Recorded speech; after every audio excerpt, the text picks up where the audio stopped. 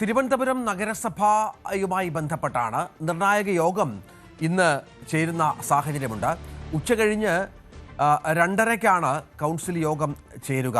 ഭരണസ്തംഭനം ആരോപിച്ച് UDF corporation മാർച്ചിനും ആഹ്വാനം ചെയ്തിട്ടുണ്ട്. കൗൺസിൽ യോഗം നടക്കുന്നതിന് മുന്നോടിയായി പ്രതിഷേധ മാർച്ച് നടക്കും. UDFന്റെ അവിശ്വാസ പ്രമേയ നീക്കത്തെ LDF തള്ളിയിരുന്നു. നോട്ടീസ് നൽകാൻ മതിയായ അംഗബലമില്ലെന്നിരിക്കെ കോൺഗ്രസ് നീക്കം നാടകമെന്ന് പറഞ്ഞാണ് CPMന്റെ ആരോപണം. ഇതോടെ അവിശ്വാസ പ്രമേയം നീക്കം പ്രതിസന്ധിയിലായി. VV അരുൺ ഏറ്റവും പുതിയ വിവരങ്ങളുമായി ചേരുകയാണ്. അരുണ്, ഇത്തരത്തിൽ ഒരു അവിശ്വാസ പ്രമേയം അവതരിപ്പിക്കുക എന്നുള്ളത് കോൺഗ്രസിന്റെ നിലപാടായിരുന്നു. പക്ഷേ ആദ്യഘട്ടം മുതൽ ഇക്കാര്യത്തിൽ LDFന് ഒരു ആശയക്കുഴപ്പമുണ്ട്. നമുക്കറിയാം, രാഷ്ട്രീയമായി രണ്ട് കക്ഷികളും ഈ വിഷയത്തിൽ യോജിക്കുക എന്ന് പറഞ്ഞാൽ സംസ്ഥാനത്തിന്റെ സാഹചര്യം വെച്ച് ആത്മഹത്യാപരമാണ്. ഇപ്പോൾ എന്താണ് അവിശ്വാസ പ്രമേയത്തിന്റെ അവസ്ഥ?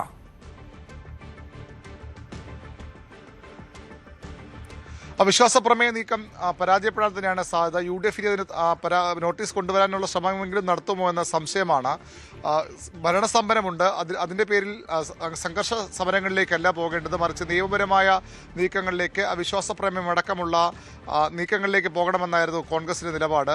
അത് പറഞ്ഞുകൊണ്ടാണ് കോൺഗ്രസ് അവിശ്വാസ പ്രമേയ നോട്ടീസ് കൊണ്ടുവരാൻ നീക്കം തുടങ്ങിയത്. LDFന്റെ പിന്തുണയും അവർ പ്രതീക്ഷിച്ചു. LDFിൽ നിന്ന് ഈ വിഷയത്തിൽ രണ്ട് അഭിപ്രായമുണ്ടായി എന്നുള്ളതാണ് വസ്തുത. വി ശിവൻകുട്ടി ഉൾപ്പെടെ നേതാക്കൾ അവിശ്വാസ പ്രമേയം വേണമെന്ന നിലപാടെടുക്കുമ്പോൾ ജില്ലാ സെക്രട്ടറി ജോയി ഉൾപ്പെടെയുള്ളവർ അത്തരം നീക്കം ഇപ്പോൾ വേണ്ട എന്ന അഭിപ്രായത്തിലേക്കാണ് ആദ്യം മുതൽ എത്തിയത്. സംസ്ഥാന നേതൃത്വത്തിൻ്റെ കൂടി നിലപാടറി, കാരണം അതൊരു നയപരമായ തീരുമാനമാണ്.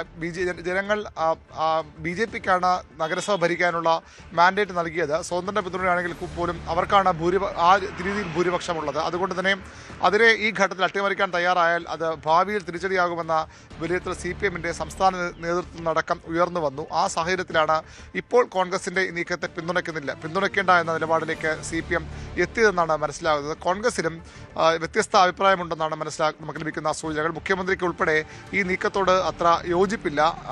20 കൗൺസിലർമാരുടെ മാത്രം പിന്തുണയാണ് UDFന് നഗരസഭയിലുള്ളത്. 29 പേർ ഇടതുമുന്നണിയിലുമുണ്ട്. അങ്ങനെ വന്നാൽ പോലും 49 ആകുകയുള്ളൂ. പൗണ്ടുകടവ് വാർഡ് അംഗം സുധീഷ് കുമാർ നിഷ്പക്ഷ നിലപാടാണ് നേരത്തെ മേയർ തെരഞ്ഞെടുപ്പിൽ സ്വീകരിച്ചത്. അതേ നിലപാട് ആവർത്തിക്കും അദ്ദേഹം കഴിഞ്ഞ ദിവസം വ്യക്തമാക്കിയത്. അങ്ങനെ വന്നാൽ കോൺഗ്രസ് ഈ മതിയായ അംഗങ്ങളുടെ പിന്തുണയില്ലാതെ അവിശ്വാസ പ്രമേയ നീക്കത്തിലേക്ക് പോയാൽ അത് ഗുണം ചെയ്യില്ല എന്ന അഭിപ്രായം കോൺഗ്രസിനുമുണ്ട്. അങ്ങനെ വന്നാൽ ഒരുപക്ഷെ കോൺഗ്രസ് ഈ അവിശ്വാസ പ്രമേയം പ്രസ് ചെയ്യാൻ, അല്ലെങ്കിൽ അത് നോട്ടീസ് നൽകാൻ ഇടയില്ല. ഇതുവരെ നോട്ടീസ് നൽകിയിട്ടില്ല. CPM പൂർണ്ണമായും ആ നീക്കത്തെ ഇപ്പോൾ തള്ളുകയാണ്. ശിവൻകുട്ടി ആദ്യം അനുകൂലിച്ചു. അദ്ദേഹം ഇപ്പോൾ നിലപാട് കഴിഞ്ഞ ദിവസം വാർത്താക്കുറിപ്പിലൂടെ പറഞ്ഞത് കോൺഗ്രസിൻ്റേത് നാടകമാണ്, കോൺഗ്രസും BJP തമ്മിലുള്ള ഒത്തുകളിയാണ്, ഭരണസ്തംഭനം മറച്ചുവെക്കാനാണ് ഇത്തരമൊരു നീക്കം ഇപ്പോൾ കോൺഗ്രസ് നടത്തുന്നത്.